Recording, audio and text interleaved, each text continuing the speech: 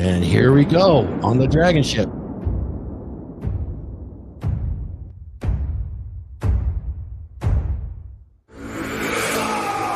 I've got the power of Thor in my hand. Thunderous hammer that will sting across all the land. I've got the power of Thor in my hand. Lightning strikes as a storm through the valleys of death.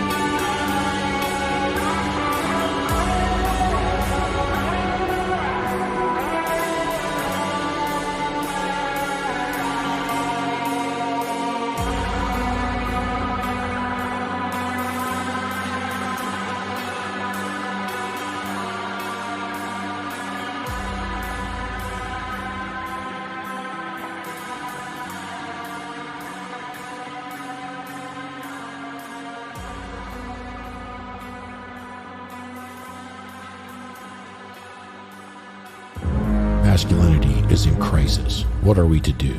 We need to acquire a dominant masculine presence. Now available on Amazon. Masculinity is in crisis. Men's masculine behaviors and traits have been suppressed by popular culture. Why has it become so popular to shame, guilt, insult, masculinity, and masculine behaviors? After 50 to 70 years of this has resulted in a very large subset of men who have become weak, useless, and crisis. Pathetic state for boys and men that leads to depression and violent despair. A dominant masculine presence addresses this very dilemma for the individual man, and it firmly establishes why this is what is desperately needed by the individual man today. In this book, clearly defined masculine traits and behaviors and the emotional durability provided by traditional masculinity are presented as a guide to what every man should embed into his identity. Putting these principles and behaviors into practice will motivate and direct your path step to step to create for yourself an authentic, dominant masculine presence. Life is a journey filled with twists and turns. Why is it that essential life lessons aren't taught in school? You probably know that the mitochondria is the powerhouse of the cell, but do you know how to invest in a Roth IRA? We're not taught to build ourselves mentally, physically, and spiritually. The roadmap to success is more than just a college degree. You don't have to follow the traditional route. Success isn't confined to a classroom. It's about discovering your own path. You ever wish that someone handed you a guidebook to life when you were 18? Well, it's never too late to rewrite your story. Everything I wish I knew when I was 18. Advice for young men to create a great life for themselves. This book is your compass, guiding you to pick the right career, how to invest wisely, and how to prepare for a fulfilling future. To take control of your health and your fitness. Learn how to date efficiently and find genuine desire. And master the art of leading healthy relationships. Your path is defined by the choices you make, not by others' expectations. Don't wait until you're 35 to unlock your potential. Order your copy now on Amazon. Rewrite your story. Build the life you deserve.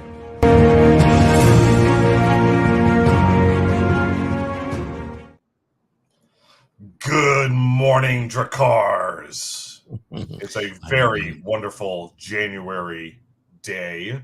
It is primary day. If you're in the state of Nevada, be sure you go out and vote today. I am Mike Steele, and I have been graciously and generously been given the opportunity today by Thor to co-host the DragonShip. And so, Thor, thank you very much for the invitation. It is an honor and a privilege. There is no co-hosting here, friend. You are the host today. We love it. We like it that you picked the subject. You're out here. You're putting it on. It doesn't get better than that. I mean, that's what the DragonShip's all about. And all the Drakars that come on here, guys, you want a chance at being on the panel, we welcome you. You can join the Dragons membership, or you can start chatting with us. And something you'd like to do is join this panel. We absolutely encourage it. We like to have the panel up and engage in open, free conversation. And this is where we take our ideas and we battle them out, and we come up with useful thoughts and useful information that you can use in your life, especially the useful information that lifts everybody up around you, starting with yourself. That's what the DragonShip's all about. Remember, a rising tide lifts all ships. So we are that rising tide. Mike, what do you have for us today, man? Really nice job on the thumbnail. Appreciate that. Your opener was great. Tell us a little bit about today. What do you got? Today, I've got something that doesn't really get talked about a whole lot in our development arena or community, if you will. It's interior design. And some of you out there might be rolling your eyes. Will be like, wait, what? Did I just hear him right? There's a reason for it, guys. There's actually two really good reasons, and we'll get into those today. And there's actually 4 types of men when it comes to things like this. And I bet I know which type of men Glenn is. Glenn, I bet you're the type of guy that doesn't care about this at all. And that's not an insult. Would I be right? You're muted, Glenn. Not really. I mean, I do care that the feng shui is flowing properly. Okay. I like have a little feng shui, but at the same time, I really don't care that much to where I'm going to go out of my way to, figure that out. Hey, it's fair enough. There's all types here. Any other gentlemen, AJ, Thor, Paul, Wraith, how seriously do you take interior design when you're a bachelor or when you're with your LTR? Well, I kind of use interior and exterior design very similarly. I like function over form a lot of times. That's the position I will lean towards. Mm-hmm.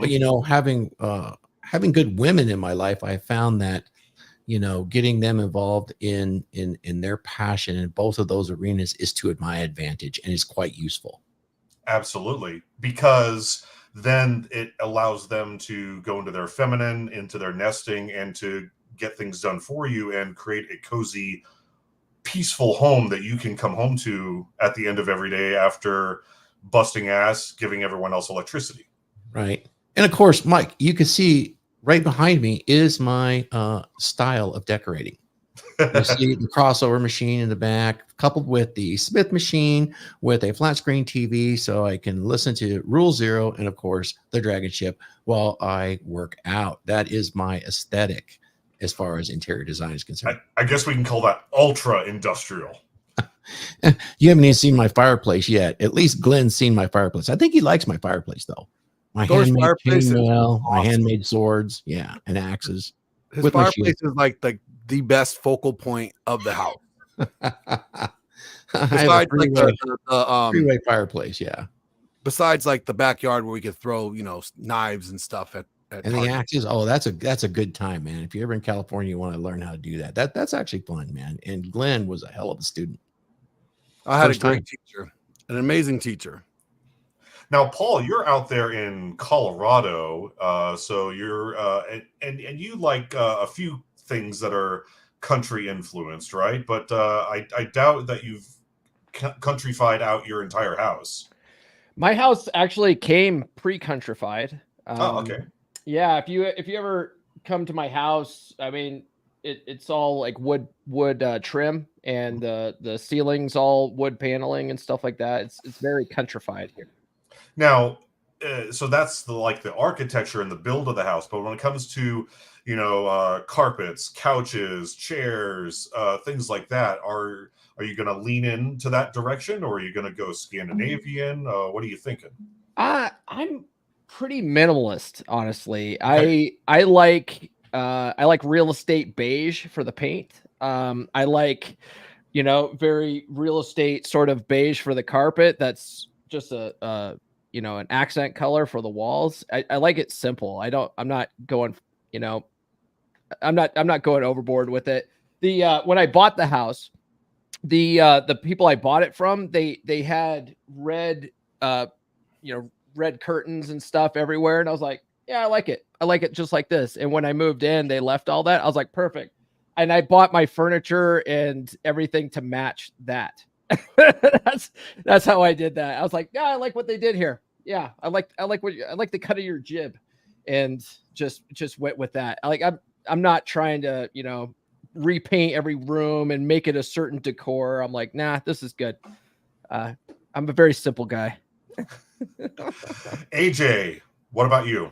I kind of do my own thing, but I've also at the same time I've stolen it from my LTRs that have lived with me. They kind of leave some stuff behind, so I kind of function it into my aesthetics. So like my studio office or my studio living room that I'm in right now, you got my desk right here, which is an L shape. I got the bookcase behind me.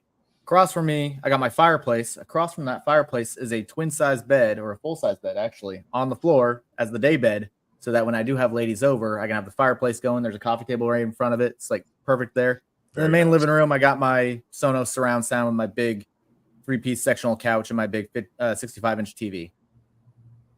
So fantastic. And Wraith, sir, what do you go for?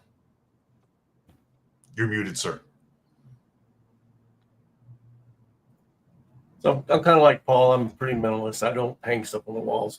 Everything is hung on the walls. My daughter's and my wife's done. So I don't get into that. Before she moved in, there was nothing on the walls. And then if I was decorating, it'd all be guns, knives, and swords. So that's my office, as you can't see because I've got it blurred out, but my office has a flag behind me, and I've got guns to the left and guns to the right, and all that stuff. So now, Thor, you brought up an interesting point that is absolutely valid, where bringing a good woman into your life can definitely improve your home. But one of the things that I think a lot of guys either have experienced or even worry about is if their woman takes over to the point where they they get kind of pushed out of their own home and they have no say anymore, and they get relegated to a man cave, or some guys don't even get a man cave. It's that bad.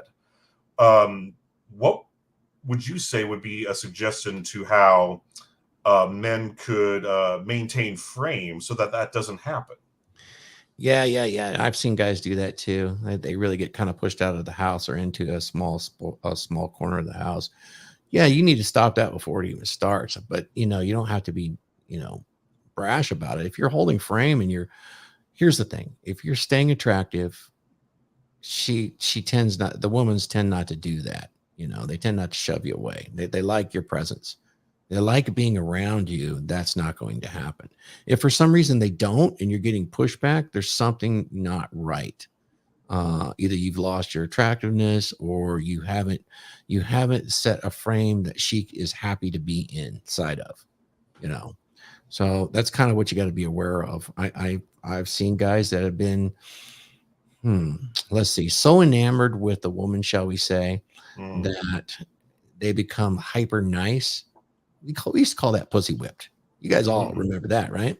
Yeah. And that whatever she says, that's what I'm going to do, because I don't want that supply cut off. Man, it was hard enough to try to get that supply. Do you realize what I went through to even acquire such a small pittance of poon? I am not going to jeopardize it by pissing her off. Once you start down that road, that's a real problem. So. I recall Paul released just a 15-second clip talking about today's podcast. He released it on both his YouTube shorts and his Instagram. Go sub to both of those, by the way. It was just a little clip, and people lost their minds. People got big mad. One guy even said, "I'd rather have a man cave than my Honda Civic," implying that if he tried to fight this, his wife would kick him out of the house. Paul, do you have any of those comments pulled up? I don't have the comments, but I could pull that clip up real quick if you. Yeah, that'd be cool. Yeah, please do. Sorry to put you on the spot like that, Paul. No, it's fine. No, it's fine. It just takes a second to do this. So this was actually I was promoting Mike's show for today on my stream yesterday. Cool. And I was like, hey, check this out. This is what the topic is. And AI clipped it, obviously. And I was like, perfect. This is going to trigger some people. So here we go. Let's share this here. Let's see if can we make that? We can't make that full screen, but here we go. But basically the title here is "Man Caves Are for Beta Males," right? And it is sometimes. That's really, that's an interesting take on it.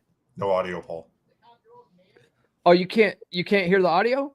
Oh, it's like 1%.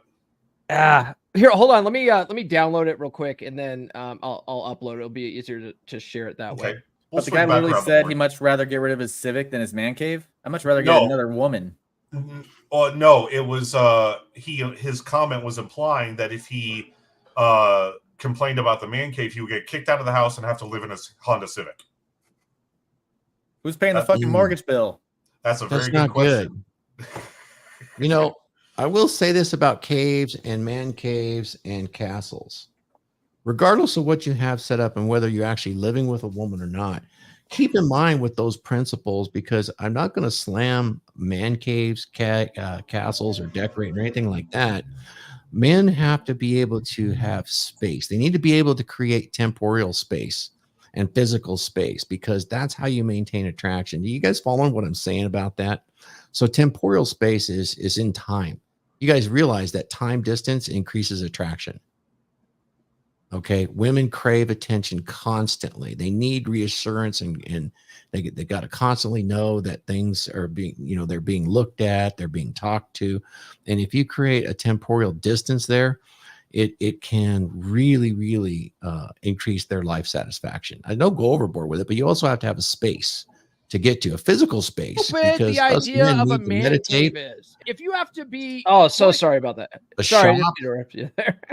Guys, some guys will have a shop. Like I kind of have a fabrication shop in my RV garage where I've got welders and all kinds of shit. I mean, I could build cannons if I wanted to. So I mean, having something like that, or having a passion where you get to go and maybe act on movies, Glenn, and things like that, you know, getting that space and that temporal space is super important. I think that's what some guys miss when they get their man cave, and they use it as a hiding spot from mama. Yeah, a lot of people in the comments of the video, they're saying, "Oh, so let me guess, you're filming your podcast like in your living room right now." It's like you guys are fucking retarded. Like, this is a podcast studio within my house. It's just another part of my entire man cave, which is. Aren't you actually filming it from work? Well, same place. Technically, same place. I work from home, so exactly. Yeah. I mean, there's been a couple dragon ships where I've been at work in our war room. So. Yeah. But here's the video. I'll add it here. Idea of a man cave is if you have to be pushed into a small place in your own fucking house to have your own man space, what kind of fucking man are you? Right? That's betatization through 1,000 concessions right there, right? So your whole house is your kingdom. Your whole house is your man cave, all right? Don't let any chick push you into a fucking corner of your own fucking place. So yeah, that triggered everybody. I like it though. Hey man, there's that saying, truth hurts. Yeah. Got an interesting comment here from Viking Dad Wisdom. Put up a poster of Flash Gordon in the living room and tell her to STF you. Oh, that's nostalgic. That's pretty freaking cool. I'll do you one better. Put up a poster of Farrah Fawcett. The Farrah Fawcett poster of Flash Gordon. Well, speaking of that, I mean, so we talked about like how's my place decorated, right? And I said very minimalistically, but the art on the walls, you know, it's aesthetically pleasing, right? Like out in here, I keep things, you know, guy shit. I have like a poster of hackers and stuff like that. I don't have that out in my living room. I have other art, but like in my bathroom, in my bedroom, my personal bathroom, it's I have a picture in there. It's an old Navy recruiting poster where it's like it's a chick in a sailor outfit going, "Gee, I wish I were a man." You know, like I have shit like that in there. That's from like World War II. In the bathroom in the hallway, which is like the public bathroom when I have guests over, there's a really nice picture of cowboys camping out, and it says like Colorado and stuff like that. It's a nice picture, but it's, you know, it's not something a chick would put up, you know? Right. So like I do decorate based on my tastes, and it's like not like nurse chick comes over here and she's like, "Oh, I don't like that, I'm gonna take it." No, fuck off. You're not taking that down. But she would never do that anyway, because she's, you know, she has her own fucking house. She can decorate however she wants, you know. That's a good way of doing things, guys. Have your own house, keep her in her own house, and then come together every once in a while. It's a good way of doing it. And I will say this about living with women. You need to provide them a space. It's much better for you if you can do that. It's just don't let them take your stuff and relegate it to somewhere else. Yeah. Because their space has grown. Now, new space. Yeah. Now I will say this. So Mike, we had this conversation in beer club chat a couple of weeks ago, because one of the guys in there, you know, he was talking about, he went on a first date, and like, I think it was his first date in a year or two, and it didn't go well. And we're like, well, look at how you're dressed, bro. And then you started pointing out, well, look at your car, man. You got all this anime shit everywhere. It's like, well, you can be smart about how you decorate, you know, where it's like also attractive, you know, like women kind of like how you've done it. And there's other ways to decorate where Wraith was talking about, where it's like guns everywhere and fucking knives and axes and Klingon shit. style. Yeah, it's like Wraith decorated Klingon style. Yeah, that might not be aesthetically pleasing to chicks, you know. So you might want to think about that, but you know, there's some smart ways of doing decorating and stuff like that, where it's also as, you know, attractive and stuff if you have guests over. You got the Beowulf 50 right here next to the patio slider, you know. Desert Eagles right there. Yeah. Looks like we have our first super chat here from Sam Poster Whiskey. of Doc Savage. Interesting enough, my doctor's name is actually Doc Savage. Side note. I love Doc Savage. The actual comic in the books. That was cool. Put up a poster of Doc Savage and kick ass. Yes. Yeah. Hey, thanks everybody in the chat. Sam Whiskey. It looks like we got some other guys in the chat. Let's go ahead and do a shout out. Christianity Unplugged, man.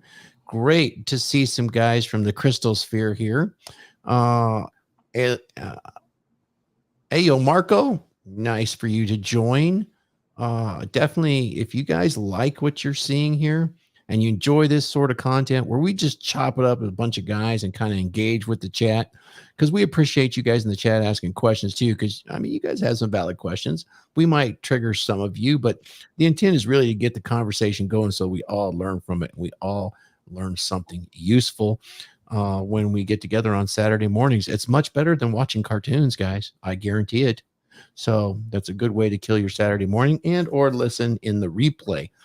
We appreciate the super chats. That's how we keep our back end going. It's what pays for the StreamYard. It's what does our Zooms when we do the Dragons membership and the beer club, which is really where we get, everybody here started there. And now look, they're a panel member, and even Mike is hosting the entire DragonShip. So if you guys want to support us or ask serious questions, throw a super chat into one of these guys. Every one of us has a YouTube that we're streaming to now, and some of us are streaming to X. Start with Paul Bauer. I mean, Come On Man Pod. Have you guys not heard Come On Man podcast? This guy has some of the biggest guests out there. And who is this guy? He just starts getting them. I mean, I remember listening to his pod. I'm like, who is this cat? I like him, man. He's getting guys on and he's asking some damn good questions. I gotta know more about this guy. And then, of course, we've got the Mr. Glenn Lawrence Presents. I mean, here is this actor that's been around the block, an ex-military guy. He's kind of like a bull in a china shop, and he's breaking shit. But you know what? He's doing it methodically, and I kind of appreciate that. I wonder if I could harness that energy and point it in the right direction. And hey, man, that's what every dragon ship needs, is a master at arms. So go and subscribe to Mr. Glenn Lawrence as well. And now we've got Mike Steele with his own YouTube channel out of Las Vegas with that sweet narrator's voice and with a lot of thoughts on the red pill since he has come into this space.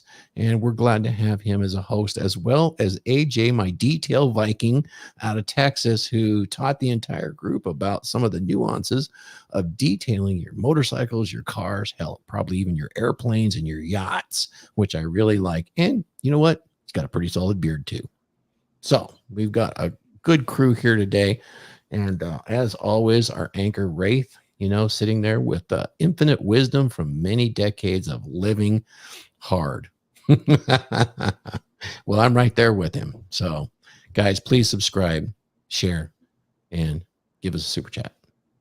So everyone watching is probably maybe even some of you are wondering, okay, so, but if I'm just gonna, get married one day, why do I need to know how to decorate? Isn't she gonna do it all? Well, there's a couple things, guys. Number one, there are bachelor benefits to knowing how to design your space and to maintain it. And we'll get to that here in a minute. And part of the burden of masculine performance is not necessarily being an expert in absolutely everything, but to have enough general knowledge so that maybe, I don't know, what's a hypothetical example, AJ, that I could think of here? Say your wife starts doing something with the living room, and she's thinking about bringing in some new pillows, and she starts kind of doing her thing, and then she asks you, so what do you think? Well, there's usually two types of guys out there. There's usually the guy that goes, I don't know, it looks fine, whatever you want, babe. And then what if you're the kind of guy who goes, well, sweetie, that couch is mid-century modern and you're bringing in American classical with that texture. It's going to clash. Do you think that's maybe going to make her think twice about changing all your stuff? What do you think, AJ? It's a tough one for me because I don't think as far as like the design, like the aspects that you're saying right there, where like this is a classical and this is American. It's like I don't think about that stuff. So I'd be probably somewhere in between on that one, to be honest with you. Okay. Whereas, like, please consult me on that kind of thing. Let's work on a solution together. See what would actually work best for what I have and what you want, kind of thing. Okay. Well, I'm gonna bring up here my slides that talk about this. And guys, I want to stress: there's nothing wrong with not giving a damn. There's absolutely nothing wrong with that. This is not typically something that men have an interest in, kind of like women typically aren't into building robots and fixing computers. It's just how it is. So I don't want anyone to feel like, oh, well, if you don't care, you're a loser. No, absolutely not. There'll be none of that here. So I want to go ahead and share my slideshow. Let's see. I will say this: aesthetics is important. It's even important when you're acquiring a woman in your life, and it's part of the attractiveness is aesthetics, and it can totally extend to where you live and what you do. Even though we've heard guys in this space be PUAs and say, yeah, I got my white serial killer van here and I'm scoring all the time. I bet that white serial killer van is decorated quite nicely on the inside. It's quite aesthetically appealing, right? Stocked with candy and rope and duct tape. You got to know how to do it just right. Right, Paul? Why are you pointing at me, dude? I don't have one of those. What the fuck? Shout out to Viking Dad Wisdom, Jason L. But yeah, aesthetics is quite pleasing. If I had anything to advise and you're thinking about the women in your life and you're going to let them take it over, I will suggest that you guys start easy. Start with your girlfriends. Each girlfriend gets her own room. You guys understand that? Mm-hmm. Now, each wife gets her own house. So you got to understand the natural progression of these things. You guys get it? Good.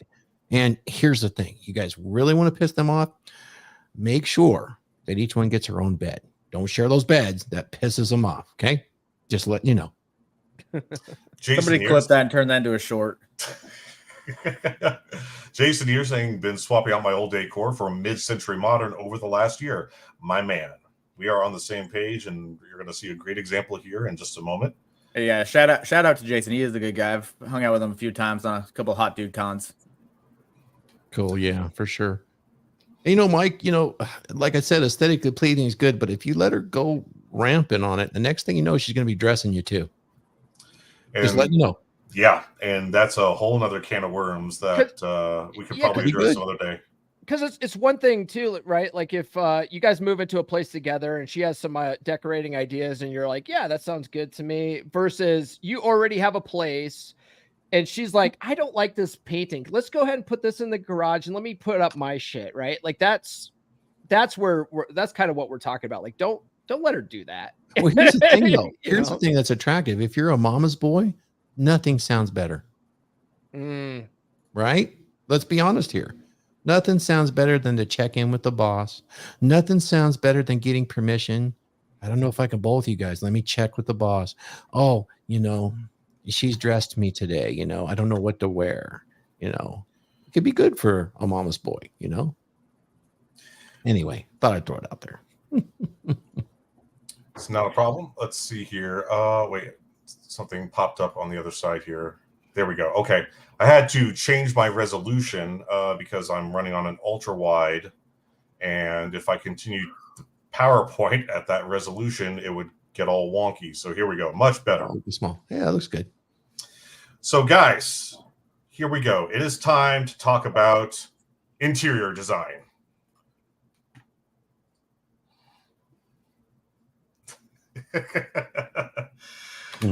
So again, I don't think this is something that guys should shy away from.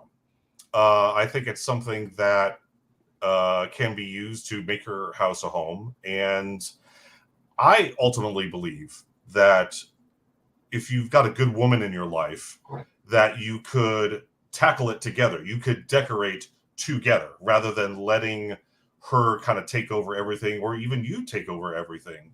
You could work on it together. Now, some people are going to say, Mike, this is for switch hitters and women. Why are we talking about this? Well, it's because before you have a woman in your life, typically you're a bachelor. And there are some bachelor benefits to this. And so there are 4 types of men. There's the guys who legitimately do not care. They're not phased. They let her have all of it. They even like it. Like, the less I have to think about, the better. I'm working 80 hours a week at the factory. I don't have time for this. She takes care of the home, so she gets to decorate the home. I don't care. As long as my suit's pressed, my dinner's hot, and my sheets are clean. Yeah, I got a lot of that in me. Sure. And then there's the guys who are afraid to say they care because they'll get called switch hitters, or they believe caring about this is for switch hitters. And guys, there's really no reason to be worried about that, because especially if you have a wife or an LTR or you're dating lots of women, the people who are gonna think you're a switch hitter and might even call you one are people that you don't need to be wasting your time with, quite frankly. Oh, we got some kind of internet or memory shutdown, Mike. I'm sorry, what? He said something about internet shutdown. Is it internet or we got a memory problem? I'm fine, I'm losing sir. everything. It's working fine for me. Okay, let me good to go here, sir. Yeah, I'm fine. Okay. And then there are the guys who care, but are too afraid to speak up because it will disturb the peace, as we've talked about. This is most men. They get pushed out of their homes that they paid for, metaphorically pushed out, and relegated to a man cave, basement, garage, or sometimes nothing at all. I've seen guys with they didn't even get a man cave. They have the garage, and so they spend all day organizing and cleaning their tools, because if they touch anything in the house, they get yelled at. And yeah, I've seen men without man caves at all. Have any of you guys seen a guy like this where he's just kind of sad and by himself in the garage all day because he can't do anything else? I was Yes, kind of of that course. guy with my last LTR, because she liked changing around the house like every 2 weeks. She'd be rearranging everything, and I was kind of like relegated to the garage. And the saddest thing is, like, I bought the house. She wasn't on it because VA loan. We weren't married, so she can't be on it. The only thing I got to set up in this house, as far as like decor goes, when we first moved in, was the license plates above the coffee bar, because I had like my Washington State plate, my Vermont State plate, and then my Texas plate, and I had them in like the orientation that they are in the country. And I hung that above the coffee bar. That was like the only thing I was allowed to do when we first moved into this place. So that's like what is it? Diner garage. Yeah, kind of. Influence. That's what I kind of did right above the coffee bar. Road stop. Yeah. Industrial road stop. Yeah, So, that's a really cool motif. I like it. Yeah. So you have firsthand experience with this, and I was afraid to rock the boat with her. Like, the only other place I had was the garage. Granted, you guys follow my channel, like episode 1, I kind of talk about it, where she was probably NPD and ASPD. So it's like, it was kind of like gaslit into me not to rock the boat. Like, every time I do anything, it felt like I was walking on eggshells. So how did you get out of that, AJ? Let her fucking pack her shit out and leave back to Washington. After that, first thing I did was I rearranged the bedroom, and then I took all my trophies from winning car shows with the golf, put them on a bookcase that I had laying around, and I'm like, this is mine. And it's in the living room, so I can remind myself every day when I go to work. Awesome. Well, it looks like we lost Thor. As soon as I see him pop up, I'll get him back here. And then there's the fourth type of guy. The guys who care and hold frame, even in this department, they have this handled already. So they already know all this, whether they know about interior design or not. They're like, I imagine like a gentleman such as Wraith or a gentleman such as Paul, like, you don't really care about interior design, but you're holding frame in the relationship to where, there's not going to be Hello Kitty all over the walls in a couple of years. Am I right? Yeah, no. Yeah, that's not happening. Okay. Let's see. Okay, thank you, Thor. All right. So there are some bachelor benefits to knowing how to design a place, because, I mean, you could be single for a year, 10 years, 25. Hell, you could be single the rest of your life. And knowing how to maintain a nice place and make it look good, primarily, most importantly, for you, as Rilla would say, you are your own mental point of origin. So ultimately, it does start with you. No, I want my place to look dope because it's my place. I don't do my place to impress other people. Some people do. Some people do decorate because maybe they're corporate and they want to be able to bring the boss and the boss's wife over for dinner. Maybe they want to bring bros over from work and, you know, have beers and watch sports. It all depends on what you want from your life and what kind of outcome you want. And so one of the outcomes that I'm particularly fond of is the bachelor pad, where it's yours, but it's also sexy enough that it gets the ladies' attention. And so that's primarily, in my opinion, one of the bachelor benefits. I imagine that there's others, like less worrying about what goes where when you're living by yourself, because either you know or you just don't care. And so our friend Donovan Sharp has something to say about this.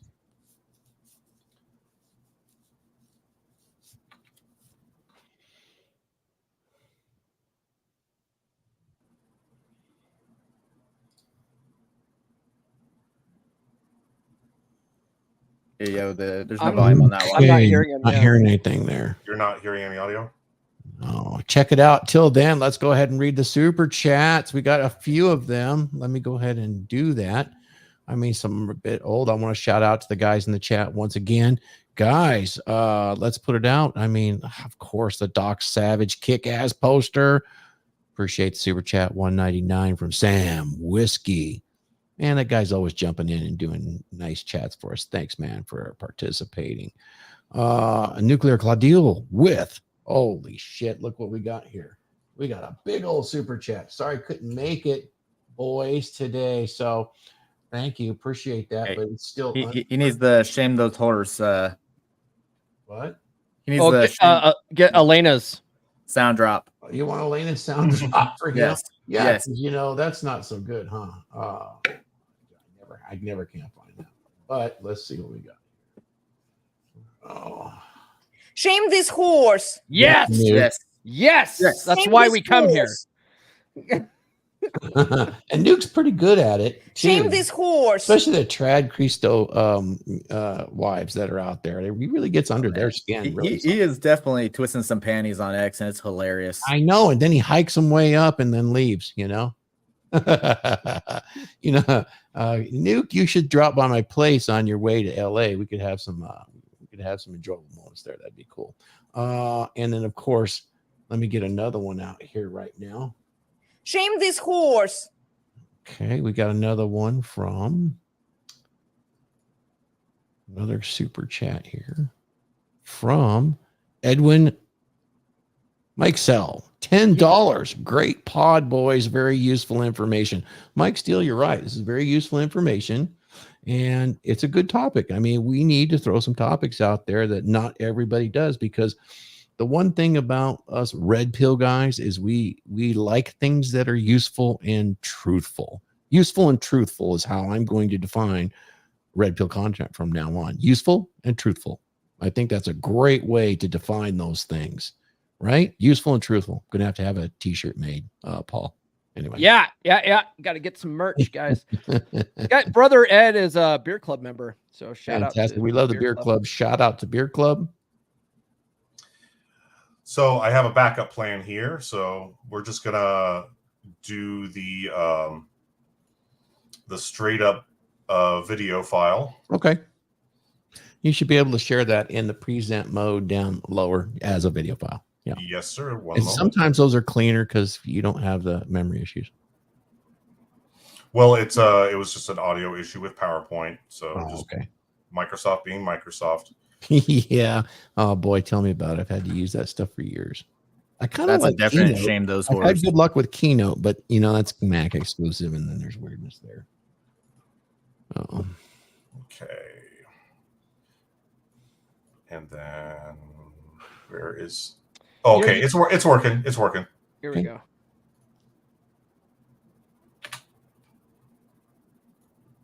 Trust me. 10 minutes in my apartment and you'll both forget all about dinner. Real fucking dog. The deal is this, guys. If you have a dope spot, having a dope spot is literally the cheat code. Like if you have a really, really nice pad, it makes the conquest much easier. Yeah. So, and then True. following. Oh, sorry. Go ahead, sir. No, it's true. Shout out to Donovan. Now, typically, what we associate that with, though, is like living in a more urban environment. And I think a lot of you guys live, like I know Paul lives in a more rural environment. Glenn, when you were living here in Vegas, where you were living in like a really urban apartment, what did you have set up here? I mean, yeah, it was more of a average apartment, normal apartment, just urban, more modern. Okay. Nothing's too special. White walls, toilet, the usual. Like a prison. Yeah, yeah, pretty much. True incel. I'm in a cell. No, I'm in a Viking longhouse, gentlemen. Literally. Okay. Rural. Yeah. Well, the other clip that I have here is from our let's see here. And this is why I put them all in the slideshow, so then I don't have to hunt around for them. Is from Kevin Samuels, rest in peace, and he has some things to say regarding this. Let's talk about your house, gentlemen. You need a room spray. This is called Marshmallow Fireside. It's from Bath and Body Works. You know what it smells like? It smells like By the Fireplace from Epica. Ooh wee. Love this shit. House always smells good. Yeah, we lost the audio again on this. Yeah. Losing audio. Black cedar. You need to get masculine smells. Leathers, woods, cypresses, things like that. You need to open your door and be greeted with peace, serenity, and sexiness. Is the audio back? I mean, you need to open your door. And you don't need to be it's good. Cat litter or smell like dog or fucking 3-day-old, smell like laundry and shit. It needs to smell good. Oh, I have. You need to assume that you pause this real quick for the first time. Is she? Yeah. One thing I do also is I have those Airwick plugins. Yeah. That keeps my house smelling nice. Because if you ever go to a store with a chick like Bath and Body Works, like what the fuck do? They sit there and they put that shit in their face, right? If you go to Bath and Body Works, they're they've got the candles and stuff. They're like burying their face in it. Like chicks they like things that smell good, and so if your house smells good, if you got cologne on, you smell good. Like if you smell good, they're burying their face in your chest, man. Like it's important to have good smelling stuff. It is really important. I mean, I actually support and buy those Scentsy wax pellets that they do a real good job of around the house. That works really good. Covers up the smell of the pigs I have over in the corner rolling in the mud, sometimes they get smelly, so it covers it up really good, Yeah. I was gonna say, like every time I go to like every time I go to Marshall's or like Home Goods or any of those stores or even Ross, I usually peruse the candle aisle and pick up a candle or two. Candle's good. I really like those Scentsy pots because the wax lasts a really long time. You guys know what I'm talking about? The girls all do out there, don't you, girls? Yeah, I need to get some new bulbs for my Scentsies that my friends have left behind. It's something you wouldn't think of as a dude, but something like that inconspicuous, all of my wife's friends, it draws their attention immediately. When they come over socially, the new scents draw their attention right away. Needs to smell what your asshole's gonna smell like. If your house stinks, you're gonna think your asshole stink. I make the rules. You need a vacuum cleaner. You need a vacuum cleaner because you need to vacuum your shit. Get a Roomba. When you come home, your house needs to be set up like a masculine man's pad. Get a set of dishes. Matching plates, matching side plates, matching bowls. Even if Get you your have to go shit to the match. fucking 99-cent only store, you can Give me get all that matching plastic plates and shit there. Yeah, you Every can. last bit of it. I have All of matching it. paper plates, Get a set Paul. of sheets, niggas. They Not match. that Yeah. cheap shit. I said get you a satin pillowcase for the women's hair, but you need to get some nice sheet with a high thread count. What you're seeing on the That's screen is actually kind of really like what I nice. have, except My right sheet. here, like around here, there's lights on the undercarriage of the bed, and right here there's slits with lights. Put a So mirror when on the light is ceiling. off, you can just see the bed looks like it's floating. Yeah. On Hey, in my bedroom, I got barn doors for the closet in the it's bathroom. low profile. I have a mirror on the bathroom, and one girl has taken pictures of her while we're doing stuff in that mirror. So it works. We are on the internet, guys. Don't decorate your bedroom with a bunch of Hero Black GoPro cams. That doesn't quite work well. Hey, it was her phone, not mine. So, Where- I mean, unless you're in a certain industry, having all those GoPros around as decorations probably You not. need to ask Sterling Cooper about that. He even doesn't do that. His place, I'll tell you what, he's got some bitchin' interior decorating sense. He's got this beautiful table. I hope I'm not spilling the beans, but he's got this beautiful wall table. You guys understand a wall table? It's a narrow table, and it's hand cut wood that's distressed. You understand what that is? What do they call that? Shabby chic? Yeah, but in reality, it's actually a St. Andrew's cross when you fold it out. Whoa. For those that know what a St. Andrew's cross is, and it is quite a conversation piece to have that up against a wall or a beautiful picture window where you can set your Scentsy pot and it smells good.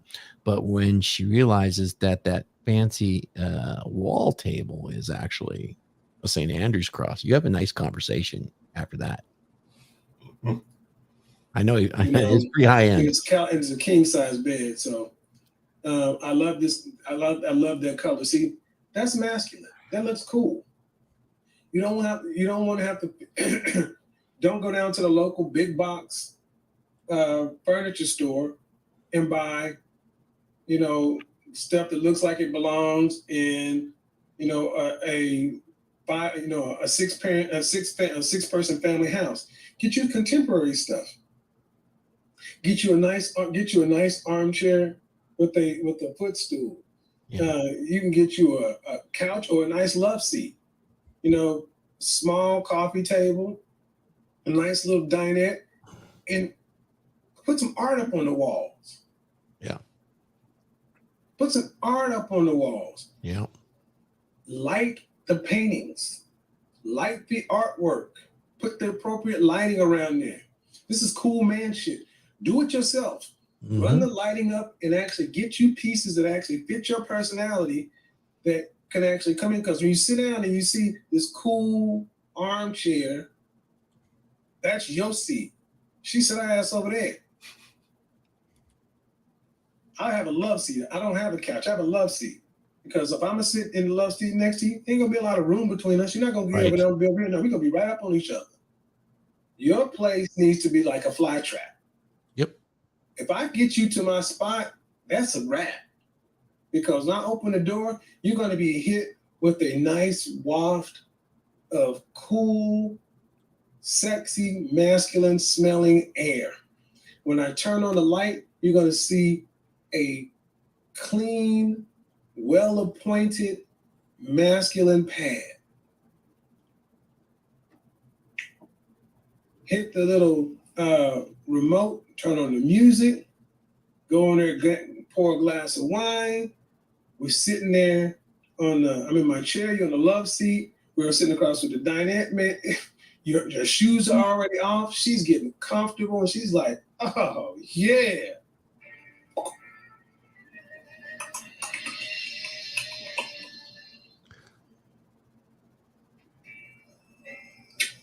Yeah, pause it right there.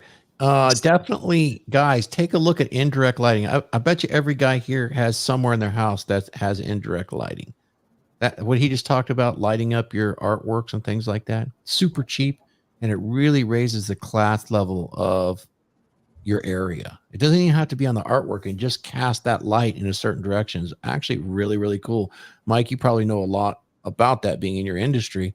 Yep. Indirect lighting can be really useful. And when I say indirect, full spectrum, like the very soft halogens can cast that full spectrum light that creates quite a mood. I know we have a lot of LEDs right now and you can create different colors. That's cool. But if you've ever been in a museum and you see that natural light on something that sparkles and really catches the eye, you guys know what I'm talking about? The kind of lighting they use in a jewelry shop to catch those jewels and things like that. That's pretty cool if you can get that. I've seen that around artworks, or, you know, have you ever seen like a cut amethyst with that light on it? You guys know what a cut amethyst is, right? It's where they cut the geode and you can see all the crystals inside. And if you cast that kind of light in there, it's prismatic and kind of hypnotic to look at. It creates quite an atmosphere in a room. All right, Kevin's almost done here. Light the candle. Toast to a good evening. To a beautiful future. Clink. Gotcha, bitch.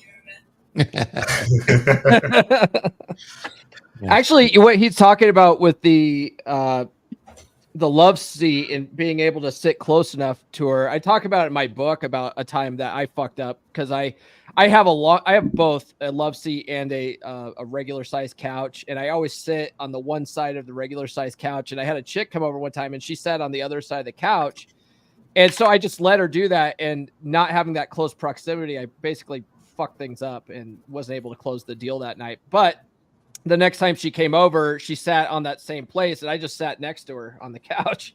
So you could still do it with a longer couch, but I guess, you know, a love seat makes it easier, especially if you have a smaller place, you know. You don't need a couch, guys. Just go on Google and look up backroom casting couch. That's the kind of couch you need. A little love seat. And that's We're the on thing, YouTube, Thor. Oh, okay. I'm just trying to help here, you know. And that's the thing, guys, is that the thing about interior design is it's not so much the cost, and it's not so much about the place where you live, apartment, house, or condo. It's about the look, because if you can achieve the same look for $500 that some idiot out in the hills is paying $50,000 for, well, you're just smarter than him anyway. But you got the same look accomplished. Now, sometimes that's not possible. Like, you know, a solid black marble coffee table is pretty much going to cost the same no matter where it comes from. It's not going to be cheap. But what I'm going to show you guys now are some basic motifs that might inspire you. They might give you ideas. You don't have to adhere to anything exactly, but these might give you ideas. Like, oh, I didn't know that was a thing. I kind of like that. And you might incorporate some of it into your home. Do we have any super chats, Thor? I missed the chat. We do. We have one from Ken Rose. And let's put his up right now. $5. And he's just giving you a thumbs up there, buddy. And we really appreciate that. I know somebody's going to hear it again. So Shame this horse. you don't really have to shame them. I mean, they do a good job of that themselves. But anyway, you know, just to bless you with that sound drop from one of our lovely channel members. She's a sweetheart. And she's out there doing the Lord's work, of course, by shaming all the other horse. Mike, quick question. Yes. So say I am a guy that's listening to this, and I'm looking around at my flat or my apartment or my studio, and it's pretty bare, man. I mean, I'm just surviving here and don't have a lot of money, but I would like to amp my game up. I should probably hire somebody like you with your kind of experience, probably, to give me a nice head start in that direction. How would somebody go about getting a hold of you for this? This is your expertise. Oh, well, thank you. Or go to your channel or anything like that. So I'm here on YouTube as Mike Steele, at Mike Steele, under the /YouTube. And I've got my Instagram, Mike_Steele_Vegas. And those are the two best places. I have an X, but X, I'm a very different person on X. I wouldn't do my decor on X. So as Paul probably knows, he's seen my posts. But Instagram is probably the best absolute place to get a hold of me. Yeah, yeah. And I can imagine that you can do a lot with somebody that's doing a consult for this, trying to set themselves up get a good idea of a motif, like you said. After talking to them for a moment, you probably could fit something like that into a personality with your experience. And you have a lot of experience in the hospitality arena anyway. And so you've seen quite a bit. I imagine it would be pretty quick for you to do that for somebody. And then, of course, get them started in the right direction. Absolutely. And budget is usually the biggest constraint. Or they're in an apartment, so they can't put up shelves or they can't paint the walls. Usually those are the two biggest constraints that a lot of guys are experiencing. But there's ways around all of that, right? Absolutely there is. Now, you obviously have to put the walls back the way that you can paint your walls in an apartment. You just got to put them back the way you found them when you move out. And then there's floor standing shelving units. So they look like shelves that are up against the wall, right, but they're actually standing on the floor. So it's a way to get shelves up on your walls around your place without actually drilling holes in the walls. Right. And whatever you do with shelves, guys, don't use command strips. Girls use command strips. They love command strips. Don't use command strips ever. No adhesives. Nothing. Why? I love those things. What's wrong with command strips? they're so well. easy. When you hang up your flat top AR with the custom grips and you got some expensive optics on it, you got some nice fiber optics on there, and you hang it on hooks that are mounted with command strips. Oh, that's not going to work. Yeah. Okay, good. Now you understand the difference. So we're gonna go through some examples here, and some of them probably are from gentlemen whose names or faces you will recognize. And so because we left off with the late great Kevin Samuels, we're going to start off with contemporary, which was his favorite. So contemporary is basically, it's not always black and white. We know Kevin really liked black and white, and that's an example here in the picture. But mostly it's going to be about things like trapezoidal shapes. It's going to be clean lines. It's bordering on minimalist. Would it be neutral colors too as a part of that motif? Yes, there would be some beiges, but I always recommend color no matter what you do. And we have an example of that at the end of the the end of the show today. We have a great example of why abandoning color can just suck the life out of a room. And so, with contemporary, you're going to have shapes, sculptures. If you remember Kevin Samuels' desk, how it wasn't a standard desk. It was just a big white hunk of kind of it was like curvy and bulbous with a flat glass top on it. That was contemporary. Yeah. And so contemporary is one of those things where you recognize it when you see it. Okay. Art Deco. This is one of my favorites. So Art Deco is can be incredibly masculine, but the cool thing about Art Deco is a lot of gals like it too.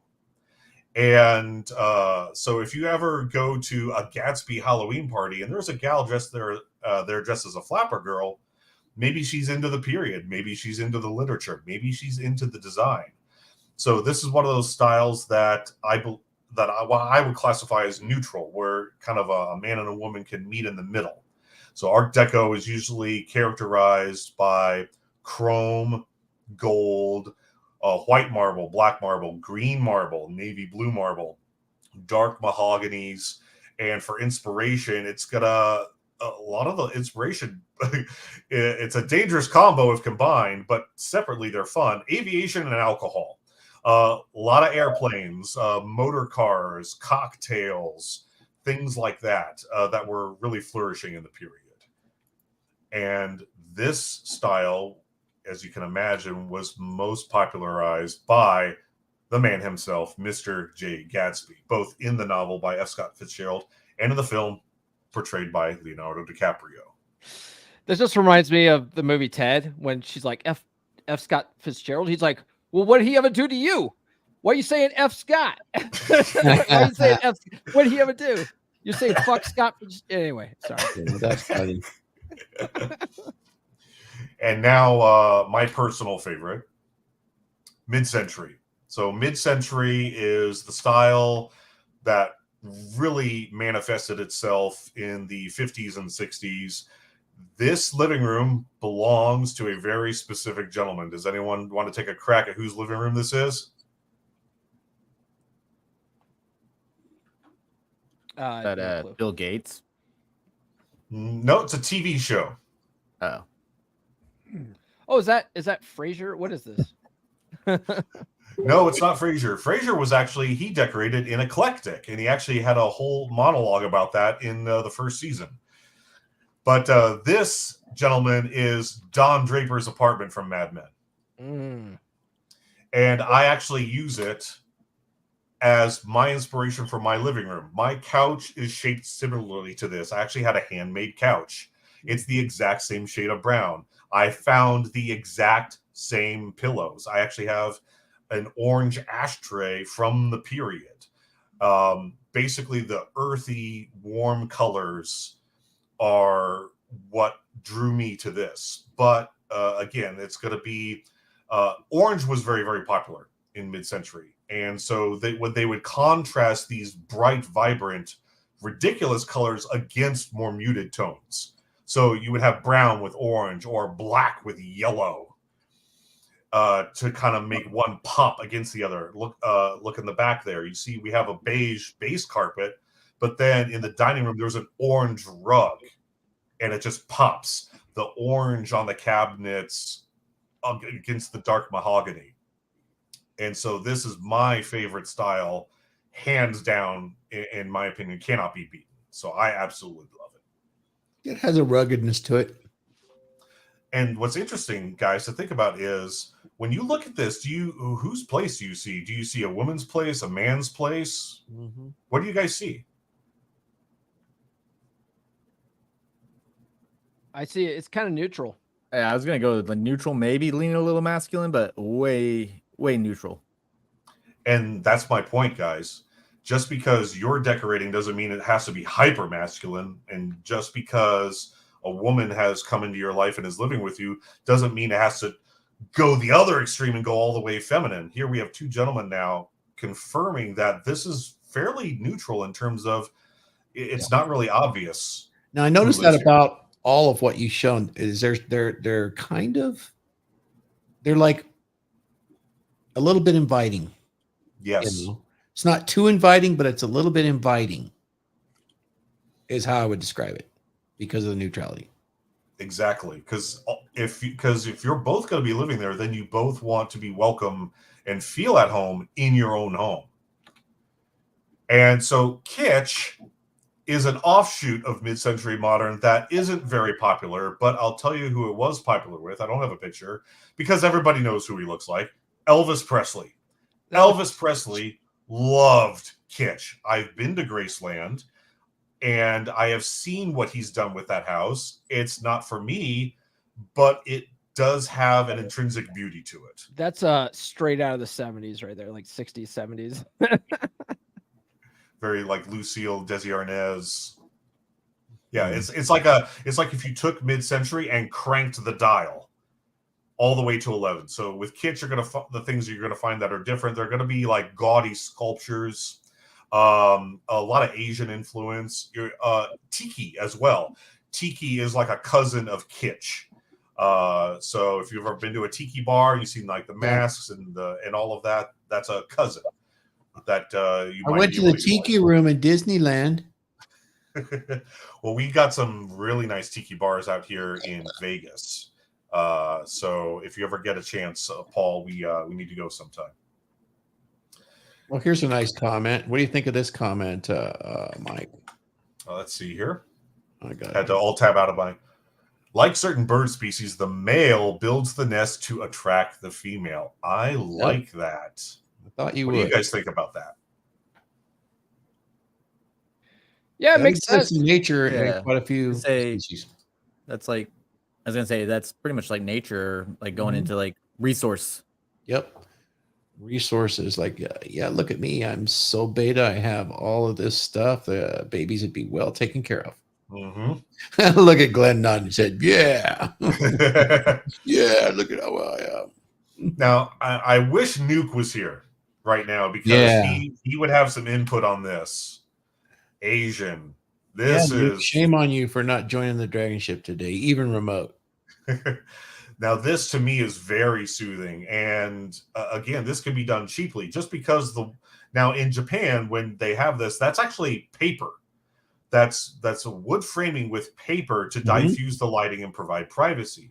Yes. You don't. Oh, go ahead, sir. No, that's really nice because a lot of Asian cultures will use that indirect lighting too in the and it is inviting.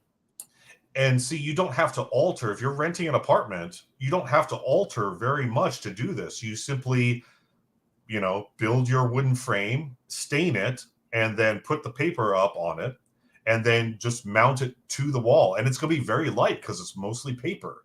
And so it's going to mount to the wall with just a few nails, anywhere from 4 to 8 nails, and you're done. Notice how thoughtful this serial killer was. He went from the van and now he's got this really nice bed that he can use the rope and the duct tape on quite effectively, and no one would ever know. Is this Jesus Christ? He's trying to get us canceled. That's the most wild Thor I've seen in a while.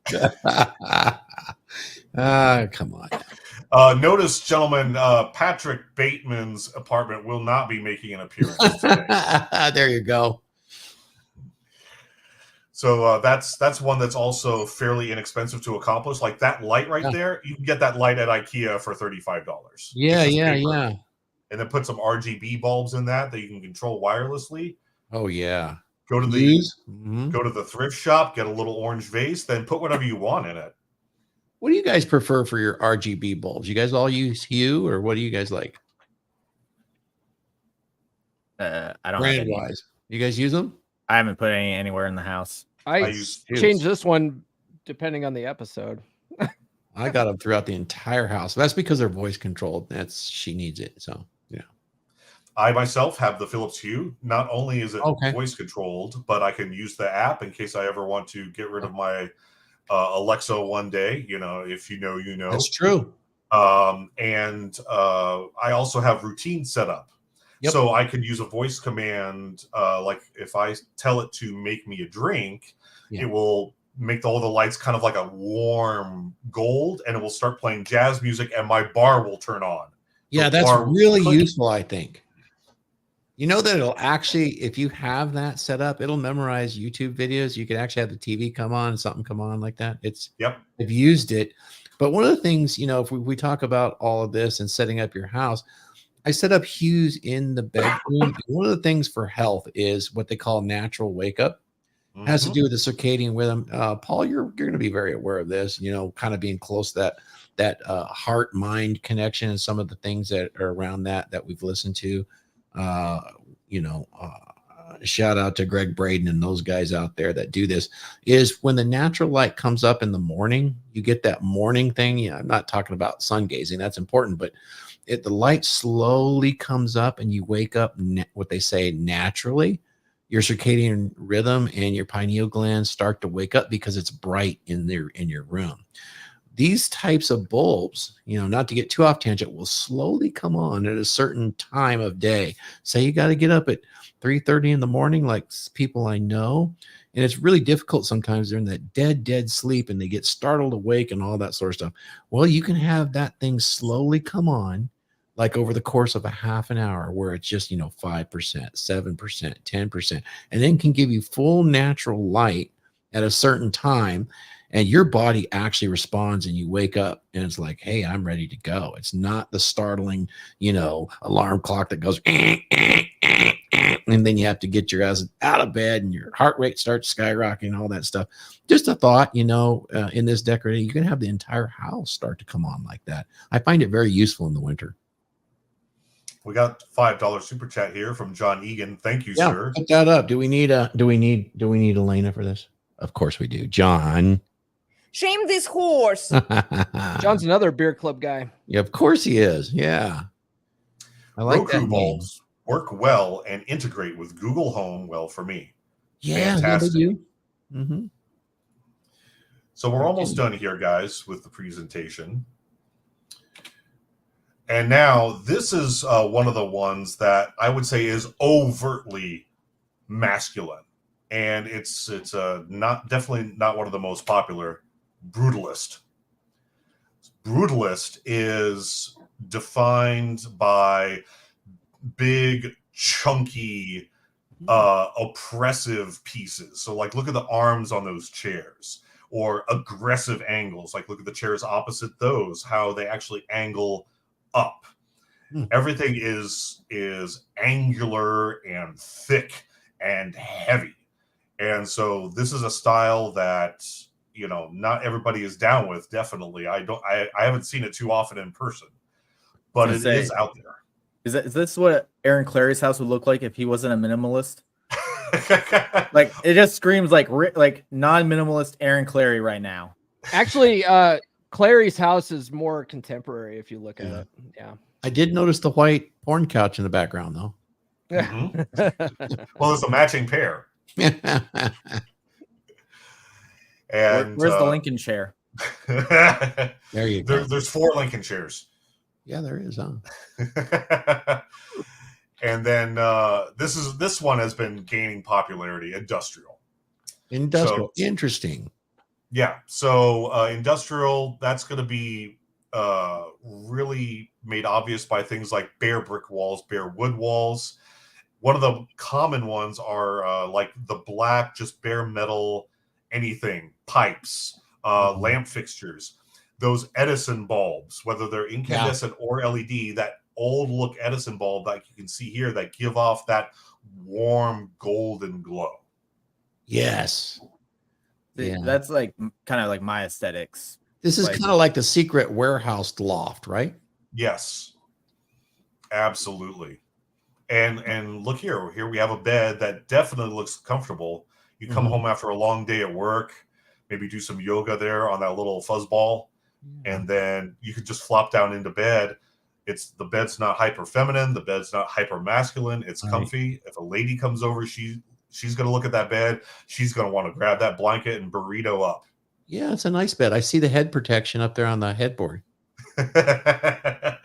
You always need, and bolt it to the floor, I imagine, this bed. So, because the videos aren't working quite well from PowerPoint, again, thanks Microsoft, we will escape from that. Guys, we got to stop for a minute and acknowledge the chat. I'm going to chastise her because she's late today. How dare you be late as my favorite member on this channel? What do you say to that? Shame this horse. That's right, We Elena. should shame these horse for this. Shame this incident. horse. We're going to by decorating much better than these whores. and no Borsk for you. So if you have a piano, where would that go? Oh, Nuke's not here. And that's actually something that is brought up oftentimes by people who do know what they're talking about is, Thor, when you talk about decorating better than these whores, is there is such a thing as having more money than style sense. Guys, the best example of this that I could think of, from a man is Scarface. Now, we all love Scarface. He's our hero, right? We all have the poster or the T-shirt, right? Everybody's got that. If you don't like Scarface, I don't want to know you. Because he has a little friend. But dude did not know how to decorate at all. Everything was just this mishmash of ancient Roman, Greek, Art Deco, mid-century something. And it was just an absolute mess. They did such a great job directing that set and putting that flavor in, yeah. Because what they did by designing that set is they showed that he had more money than taste. Yes. Brilliant, really. Yeah. So, guys, before we get into the final section of today, what do you guys think about some of the design motifs that I laid out? We're going to go around the horn here.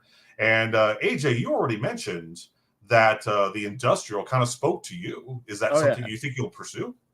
Probably. Like, my bedroom's kind of already there, and it's like a living room. My main living room, I could probably pull off. This room is like just the comfort room. So this room, I'm not going to change that much. But the living room, I could probably start updating it towards that way. My bedroom's kind of like, I would say like 80-90% already there. And you own a house, right? So you can do whatever you want. You can paint, you can knock walls out. Yeah. I mean, I've thought about repainting my living room to a different color and putting up some like some of the tile flooring, or not the tile flooring, but like the faux wood flooring, and like build that up against the wall. Okay. At least one of the walls. Right now the whole entire house for the most part is painted. What the hell is the color? Agreeable gray. It's like Lowe's bestseller. Yes. What about you, Glenn? Did you get any ideas from this today? Yeah, I like the modern, like industrial thing. It kind of fits my vibe, you know. Functional, you know, not too much, but it doesn't like feel like you're castrating yourself. So no Disney Star Wars decorating for you, Glenn? No, just My Little Pony, and that goes on in the bathroom. Okay, the master bathroom. Okay. What about you, Wraith? Yeah, I tend to lean towards the industrial myself too. So Mm-hmm. I like the gray wood, the wrought iron and iron fixtures. Kind of goes with the guns, knives, and the swords. Yeah, I like distressed brass too. It's not so bad. What about you, Paul? I did like the industrial, but I don't like it enough to change what I got. But if I was moving to a place, see, a lot of guys like to move to a place and they look at, hey, what can I fix? How can I make this mine? Can I knock down this wall? I look at it like, do I have to do anything to this fucking place? So if I went into it and it had that design, I'd be like, yeah, I dig this. Yeah, this is cool. I don't have to do much to this. Like that's me. I'm not trying to do a bunch of I'm not trying to do a bunch of DIY projects. Fuck that. It's so damn practical. I love it. When my one of the things I hated about my ex-wife was she would watch those like Trading Spaces shows and then get all these grand ideas for projects that I could fucking do. Fuck off. You're not watching those shows anymore. We're not doing that well. Interesting. Crosswise from watching those shows, huh? Look at what we can do. What do you mean we? I have to do all this shit. Fuck off. I'm not doing it. Yep. Been there many times. That's an interesting thing to consider, especially if because I've met gals that they'll put up shelves and paint, but like the big heavy lifting, we all know who's doing it. It's going to be us, the man. Yeah. Some guys like doing that stuff. That's great, you know. But my wife really actually enjoyed painting, and she had this dog that would talk to her while she was painting, and they'd talk back and forth. It was really quite a sight to see, and painting was just relaxing to both of them. Obviously, I think they were painting, they were sniffing the lead paint or something, maybe. But those two really like doing the painting, so I just let them run wild. Now, before we get into our final section today, first off, we have a super chat here. Yeah. Another $5 from John Egan. Can we get Skull? Let's get. Yep. Oh, you want Elena again? Shame this horse. No borscht. Elena, you are so popular here. I'm on the DragonShip. We'll do this in the Russian. No borscht. Das cruel and unusual punishment. But before we get into the final bit here, guys, I have a crazy idea. In my opinion, there are a couple of rooms that I think you should let your woman have absolute reign over. And one of those is the kitchen, on the condition that she actually uses the kitchen. What do you guys think? Yeah. Yeah, I could get behind that. Yeah. You could have the laundry room. And the laundry room. Yeah. And hell, give her the dining room. Give her the dining room. Yeah, dining room, laundry room, all that's good. Yeah. And if you really want her to be happy, you'll actually get a closet that you can dedicate. She can have a closet too for all her shoes. Yeah. It'll pay you dividends in the long run. It's like saving in a 401k. There's compounding interest when you give them a closet. Well, so for the final part here today, we have the headline subject, and that is, so what happens when things go wrong? Because either the guy cared and was too afraid to speak up, or Maybe he's not with the world's most cooperative woman. Maybe he lost frame in the relationship. And so we have a couple of people here that have their thoughts on this. And one of them is our good friend, Rich Cooper. Now, the man cave is get this loaded up here.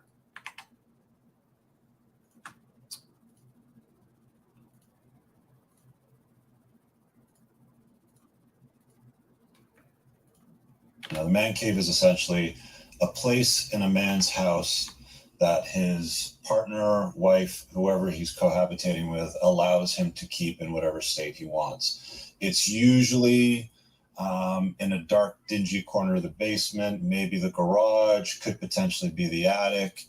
And the general theme behind many of these man caves is they're allowed or they're granted permission in their own home to store their stuff, their manly things in that one area, kind of away from the majority of the traffic that travels through the house. Now, here's the problem with the man cave, fellas. Your house is your castle, fellas.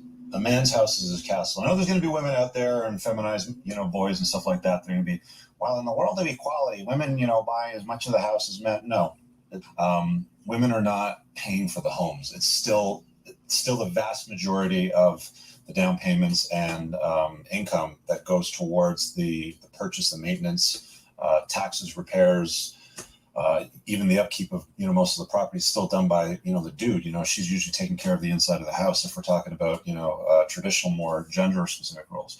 But to allow himself to be sequestered to a dark, dingy corner, probably damp, I've seen it a few times, of the home, because she wants none of his stuff to mess up the decor of the frou-frou, throw pillows and the crystals and the chandeliers and the blah, blah. Fellas, listen, a really good indicator that you're not maintaining the frame in the relationship is the number of pillows on the master bed.